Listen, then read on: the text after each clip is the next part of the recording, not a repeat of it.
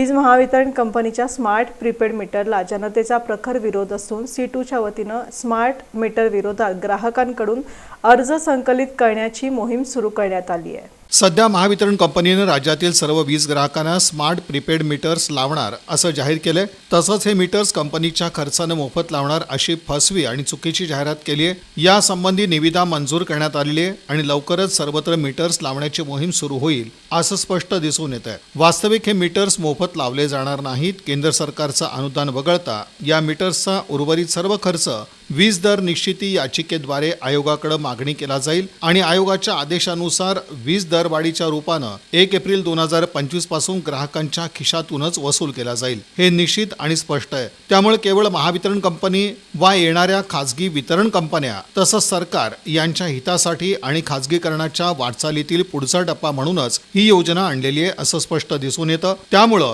या smart prepaid मीटर्सना संपूर्ण विरोध आहे अशी भूमिका माकपच्या वतीनं घेण्यात आली आहे। वीज वापर करणाऱ्या हजारो ग्राहकांच्या प्रीपेड मीटर विरोधात अर्ज संकलित करण्याची मोहीम संपूर्ण शहरात राबवण्याची मोहीम हाती घेण्यात आली असून येत्या 24 एप्रिल रोजी अभूतपूर्व असा ग्राहकांचा मोर्चा वीज महावितरण कंपनीच्या कार्यालयावर काढणार असल्याची माहिती C2चे ज्येष्ठ नेते माजी आमदार कॉम्रेड नरसई आडम मास्तर यांनी प्रसार माध्यमांशी बोलताना दिली। महाराष्ट्र शासन संपूर्ण वीज मंडळ अदानीच्या घशात घालण्याचा प्रयत्न चालवलेला आहे।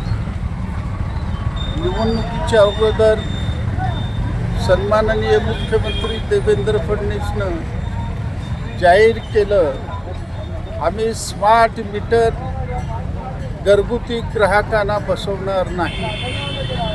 परंतु शासनाने आदेश काढला 2 कोटी ग्राहकांना स्मार्ट मीटर बसवण्याचा प्रयत्न सरकारने चालवलेला आहे। या आठवड्यामध्ये 2-3 तक्रारी माझ्याकडे आले।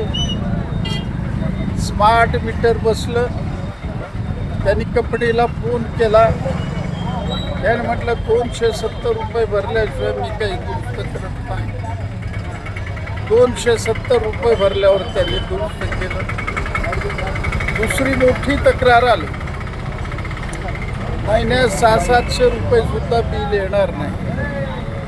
त्याला 2 महिन्याचं 2870 रुपये बिल